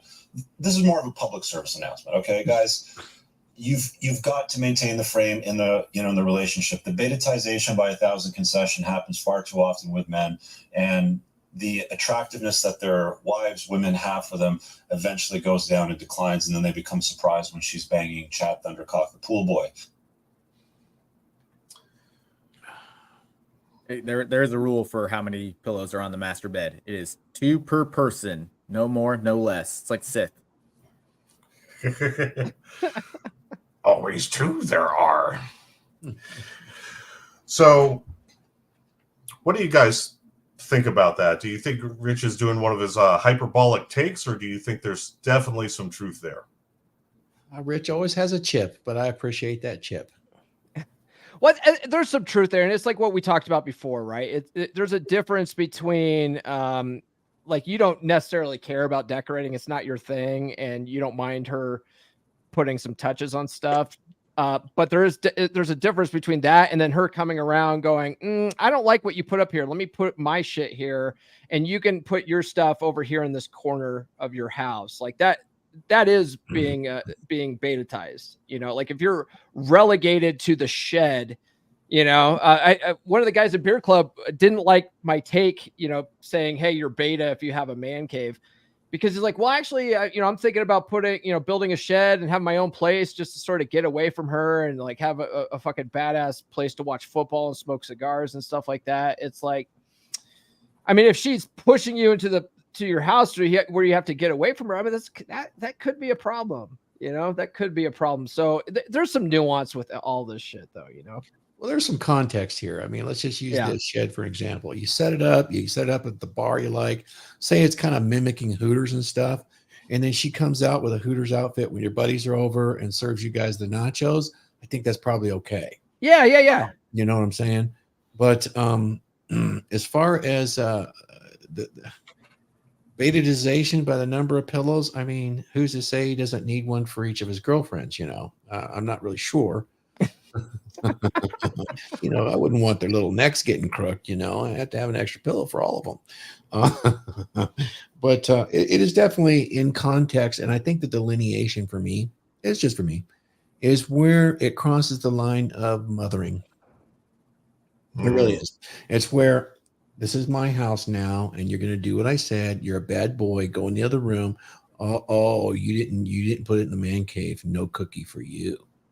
No cookie or nookie unless you do it this way or that way. If it crosses that line, I kind of get it. I've seen some pretty successful relationships where it's like mama's got the inside and daddy's got the outside.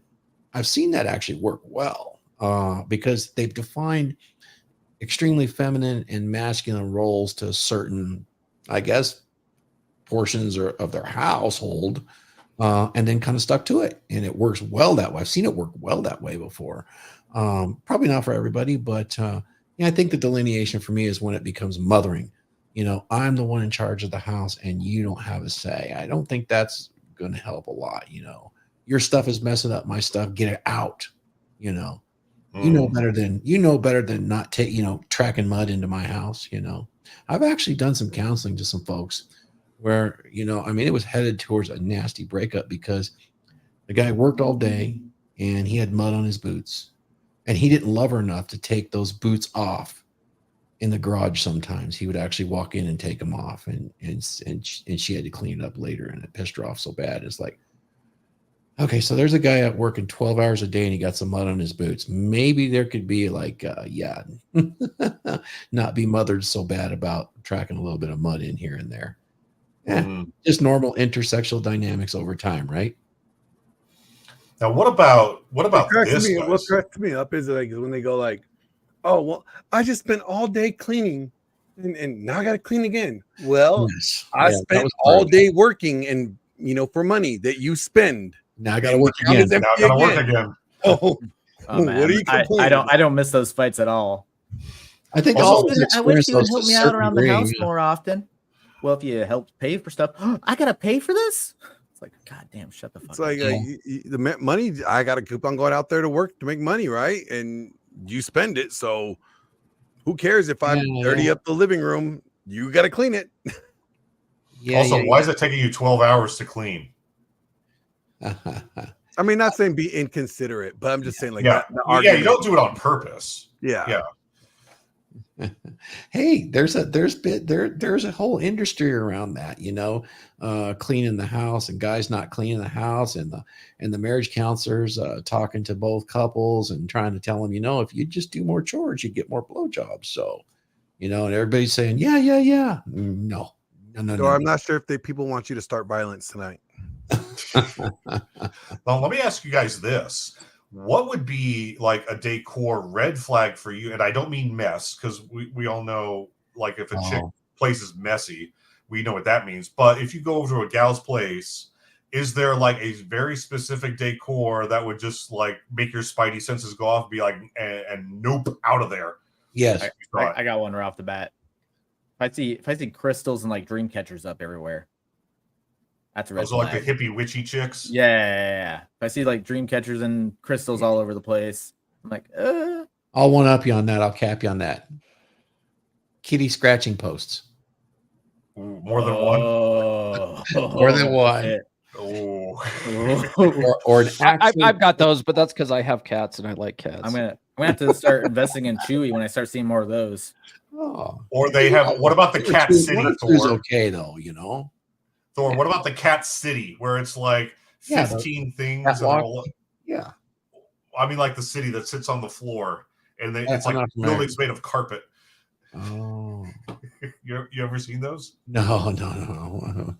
I was just kind of being tongue in cheek with it, the cat scratching post. Another one is the Nightmare Before Christmas. If their home decor is Nightmare Before Christmas, run.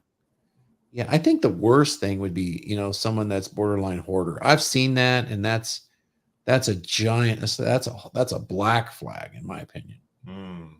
Hoarding. That's a mental disorder at that point. It can be, and I've seen that more than once. Just in the periphery too. Everything will look really good and nice, and everything's good. And I've talked to some folks that, when they go in, I've seen pictures like, oh yeah, that's an issue. That's way more of an issue than I'm too busy with schoolwork. Yeah.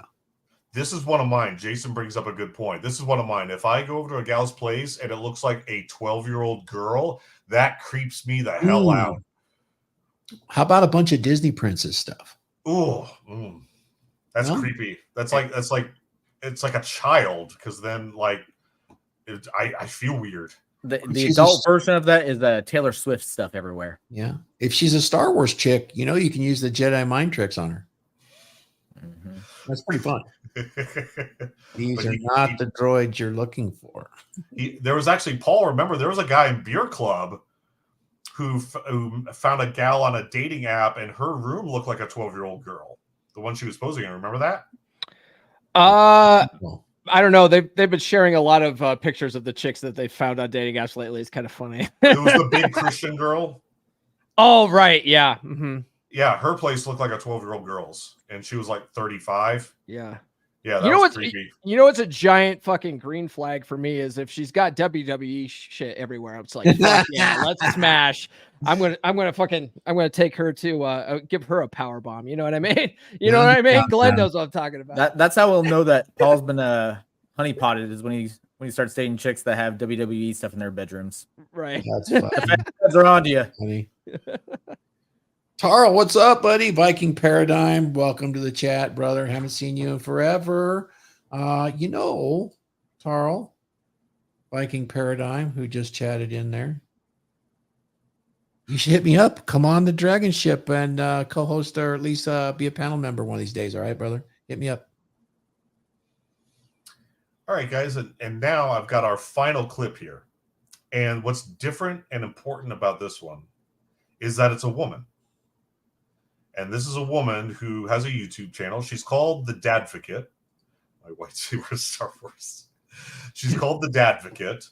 I have been looking more into her. She was recently doing like a father's rights protests, like for equal parenting in the event of divorce. So she's kind of new to all of us, but so we're all going to each have our own opinion on her. The Dadvocate, huh? The Dadvocate. I'm familiar with her. She's really be a mom if she really wanted. She's really big on TikTok. She's one of those female MRAs. Yeah. But I bring her up today because of a very specific video that she did. And so I would like to share it here as our final clip for the day, and then we'll discuss other prevention ideas and any other final advice thoughts for the men out there. So let me bring this up here.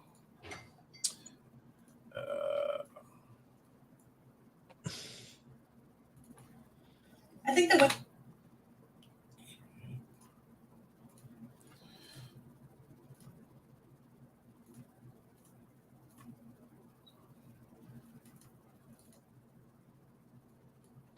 think that women kind of tend to take over when it comes to like decorating, which in some ways is like natural and in a lot of ways oftentimes appreciated, especially if they teach you how to have a cleaner house, or if they help produce a cleaner house. It can often be nice, but as a consequence, I think that a lot of guys kind of end up losing themselves to the home. They start to realize like soon less and less of their stuff actually gets put out.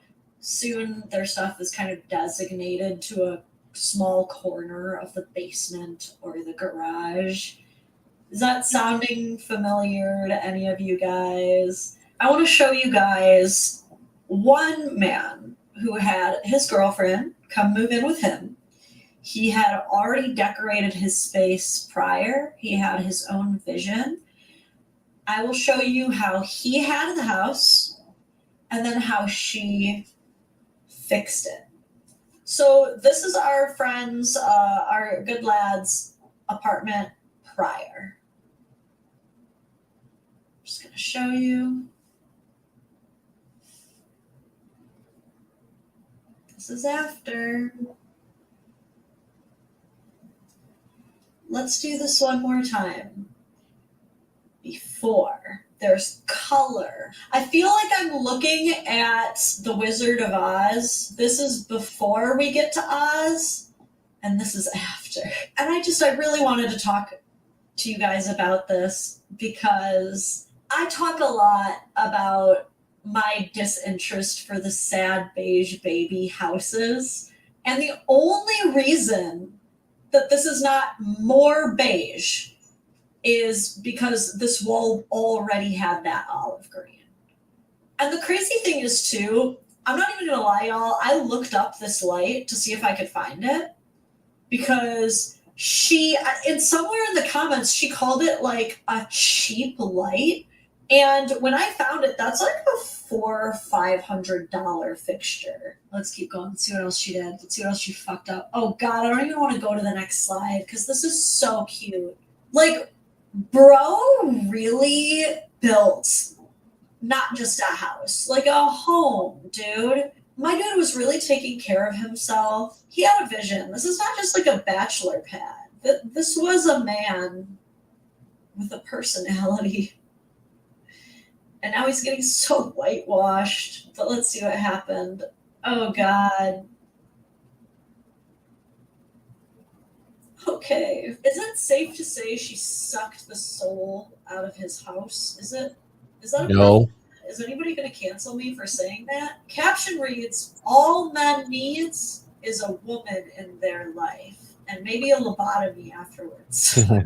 What a 1-2 punch. Like, not only do you come in and basically insult your man's style, because like I said, she had made quite a number of comments in the comment section, basically saying like, oh, his style was cheap, it was gaudy, like I fixed it, and then no one agrees with her. So what's she gonna do? She's gonna go on the attack of her own man and try to justify it by being like, well, he's just a broke student anyway, so he should be thanking me.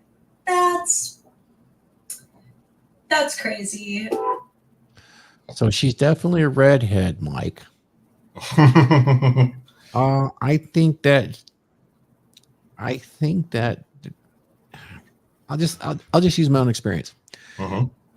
When you have a woman that's in your life and she's that far into your life that she's going to start sometimes you guys need to realize the better thing to do that's going to get you more in the future is, it's just like raising children, man. People are going to hate me for this, but when that woman comes into your life, there's conditioning that needs to take place too. Yeah, you've got your frame, you've got all those things going, but she's going to fix things. Sometimes you need to let them fail. You know, that's how it works sometimes with children. You have to let them fail. And if she comes in there and she paints the walls completely pink and puts some ugly wallpaper on, is it worth it to me?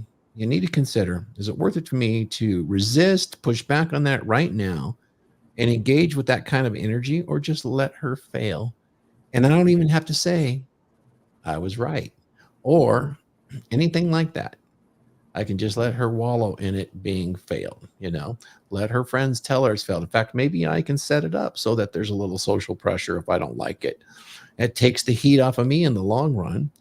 And I have and then I can come in and do what I want and not look like the bad guy that's just calling her efforts shit. Because when a woman goes in and does that, she's making an effort, and you got to realize she's actually making an effort to make things better for you.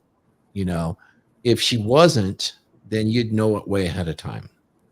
But in her mind, she thinks she's doing it for the household. All women do. That's what they do when they nest. So you kind of gotta gotta zoom out on those things. She says, look what she fucked up. Sometimes you gotta let people fuck up, in particular in your relationship. Let her fuck up. And then let her realize that she's fucked up. And then don't push her nose into it like you are with a puppy that peed and you're pushing his nose into it saying, no, no, no. Just offer her, a better way. Just fix it yourself after that. You don't have to say anything. If your frame's right, she's not going to do a whole lot anyway without asking you what you want. I can't think of a time or a woman that I've ever been involved with that just comes in and starts doing shit. She's always asking my opinion because she has that much respect that she doesn't even, consider moving a freaking chair without saying, what do you think if I move this chair? I mean, there's got to be other guys on the panel that's experienced that.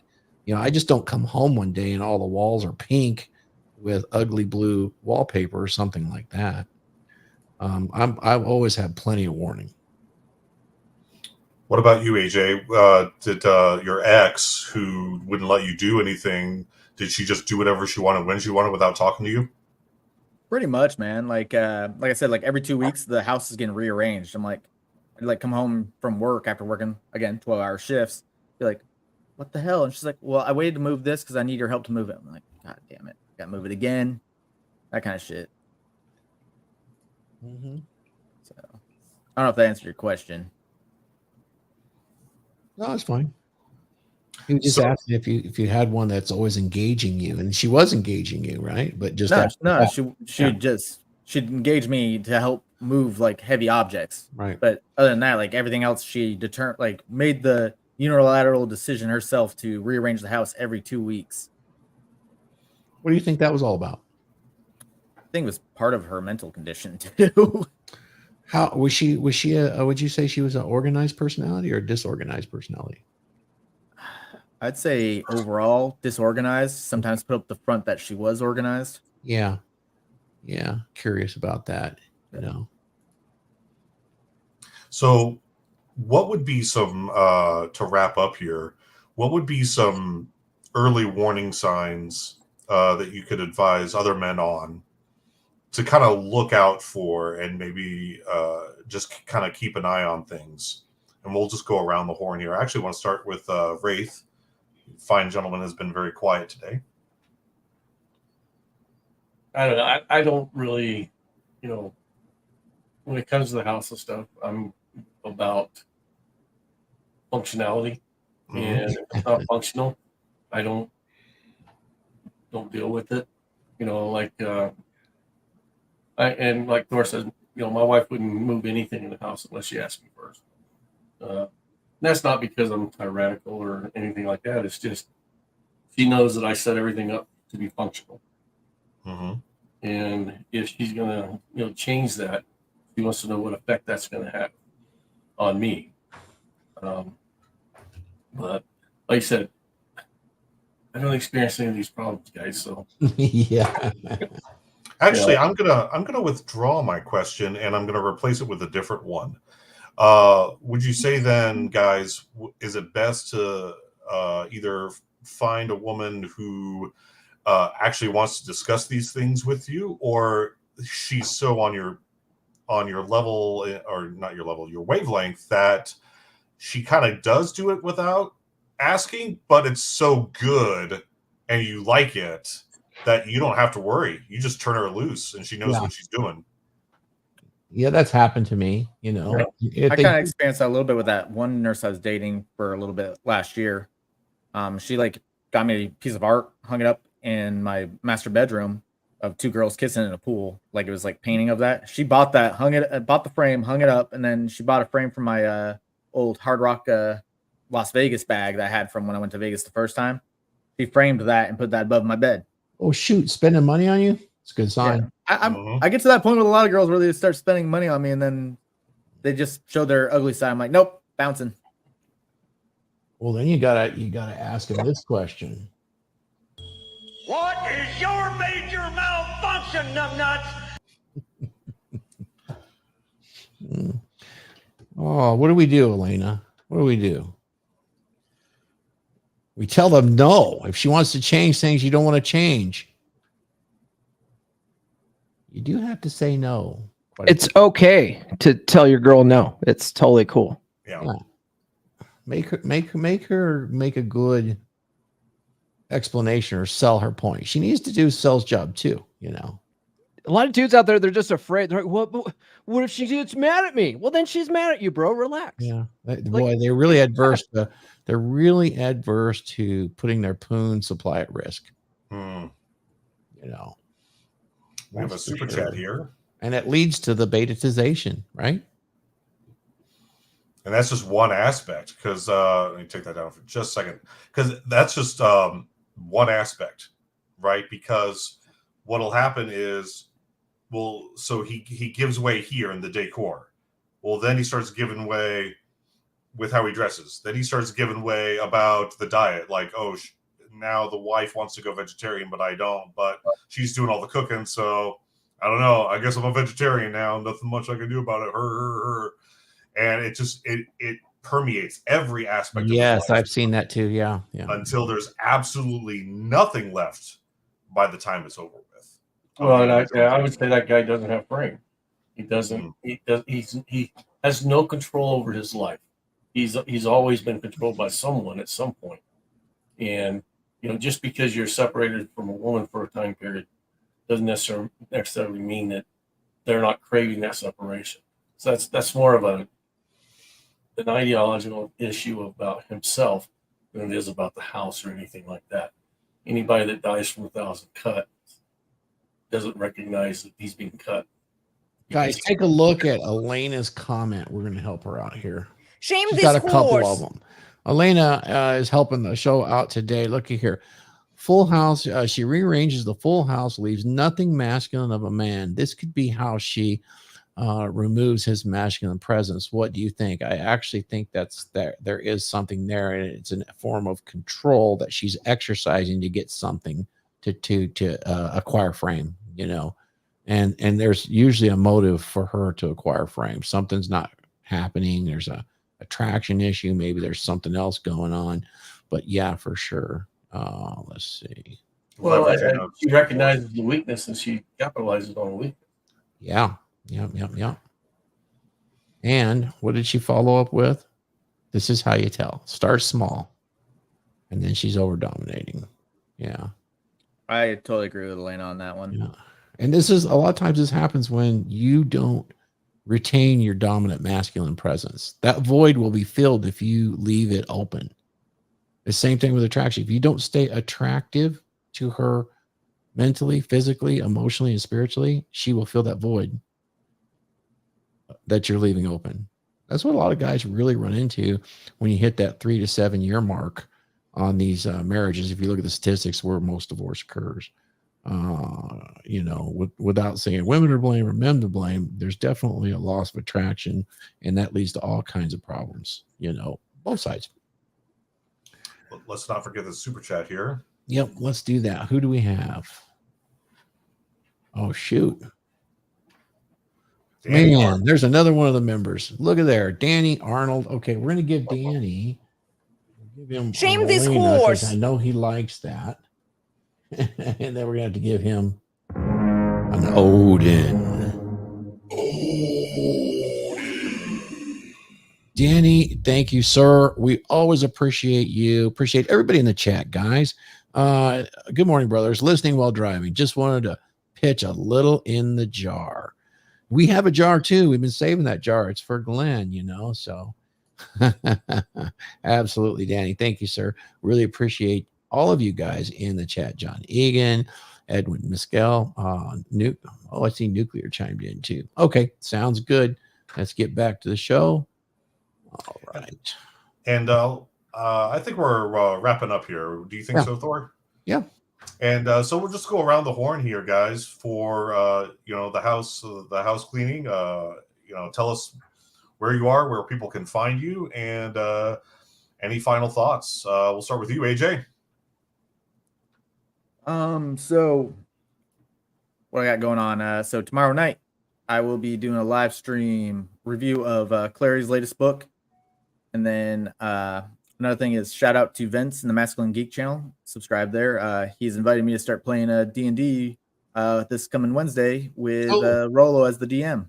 Okay, so what character? I know you had to have read the basic rules, right? I have like 3rd edition, 5th edition, and I have a advanced D&D 1st edition PDF. You got way more than I have ever had. But what character type are you leaning to? Did they ask you to create it ahead of time? I'm just asking you stuff now.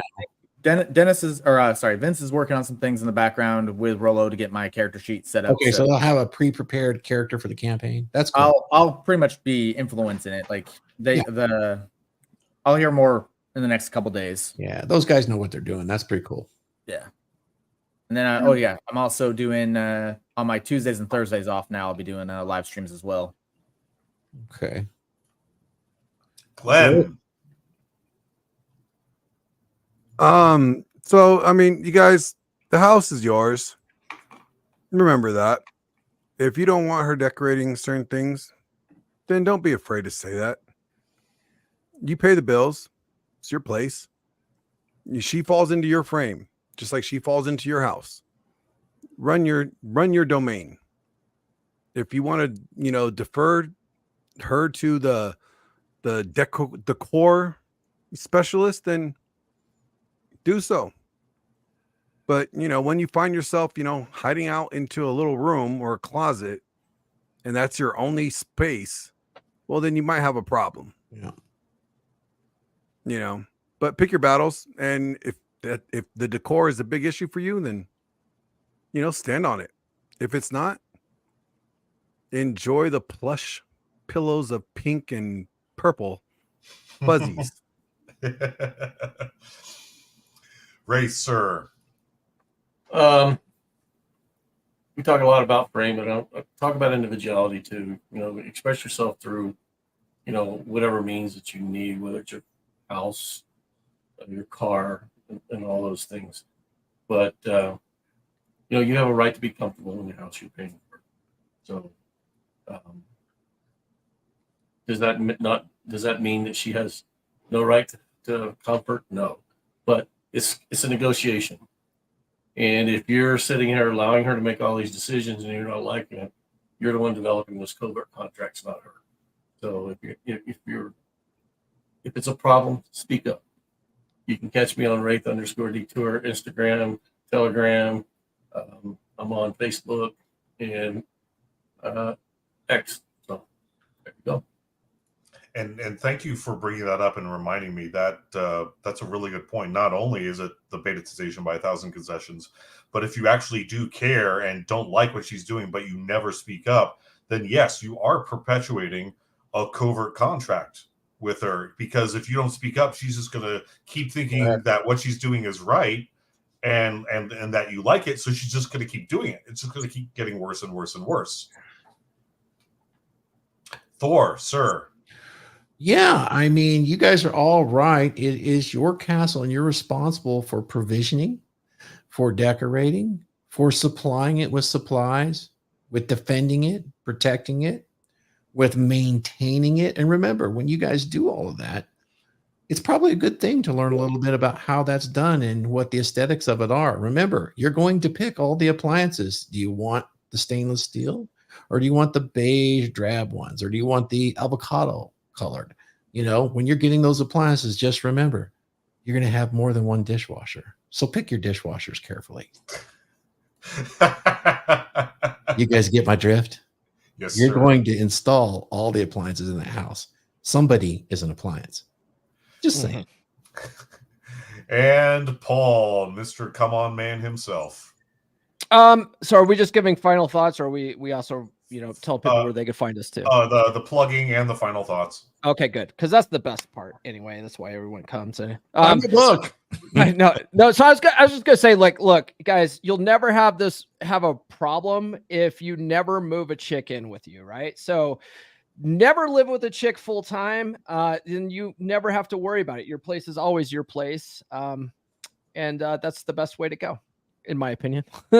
Guys, get the book. It's available in all formats, including Audible, read by Thor. Get his masculine buttery voice. You can get that. I'll drop that link in the chat there.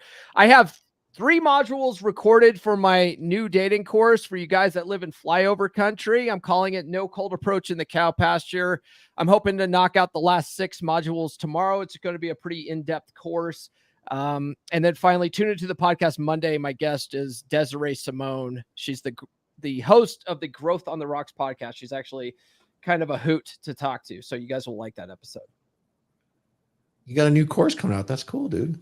Yeah, man. It's going to be. I got to come up with a course.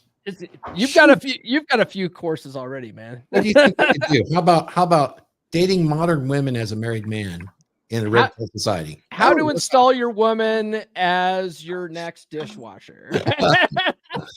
Decorating your house appropriately with the right dishwasher. That's right. I like that. Good job, man. I look forward to it, brother. And guys, I am Mr. Mike Steele here in sunny Las Vegas. You can find me on Instagram at Mike_Steele_Vegas. Do a lot of collabs with these guys, especially Paul for the latest part.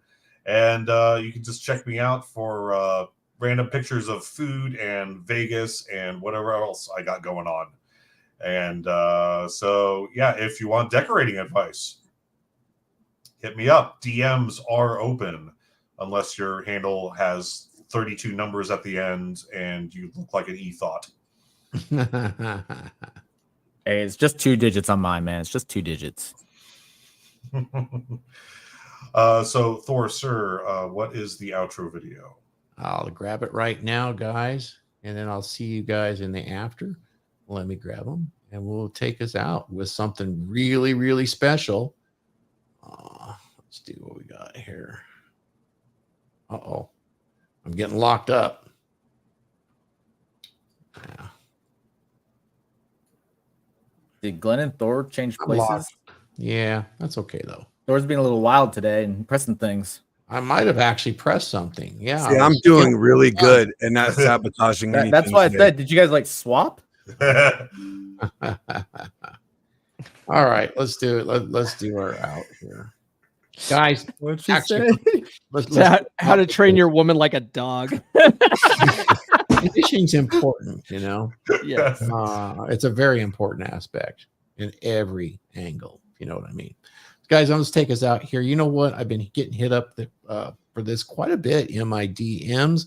So take a look at this. This is an important thing. If you guys want to earn up to $300,000 a year and you need a new career and you're looking at some of the skilled trades, one of the best trades out there is as a power lineman, but you don't know where to start, I'll take you out with this and you'll know where to go so that you can know where to start if that sounds like something you want to do. Are you interested in becoming a power lineman? Then look no further. Come to Become Durable, RP Thor's exclusive website, where you can become durable and learn how to gain a power lineman career. Scroll down past the mastery of oneself, creating a dominant masculine excellence, and look at the courseware that's available to you on becomedurable.com. And come on down and take a look at becoming a power lineman. This is an amazing opportunity for you. Click on the button and it will take you to where you can purchase how to become a power lineman and where to start. So what RP Thor does here is he takes you through how to become a power lineman with my 38 years of experience to change careers and become a power journeyman lineman. You can make between $100K and $300K a year after you become a journeyman lineman. Now, this is a huge opportunity. This 1-hour lecture will actually give you all of the links and the references needed so that you can start to pre-certify to find the fastest path to become accepted as a power lineman. Do you have what it is that it takes to become a power lineman? Can you get up early? Can you stay late? Can you work hard? Can you work smarter and work harder? Then you need to come and take a look at becoming a power lineman. I show you exactly where to start. And what's even more important than that is that only a few men will actually be able to do this exciting career. And I want you to do it. And the reason I want you to do it is because at least you'll know whether this is something for you or not. It's 5-star rated, and I can tell you this, it is only $88.21 for this 1-hour video and the PDF documentation that also shows you every school that is available to you in the United States and in Canada. $88.21 is significant because that is the loaded hourly cost that a lineman is paid here on the West Coast, particularly Southern California. So if this is for you, come and take a look.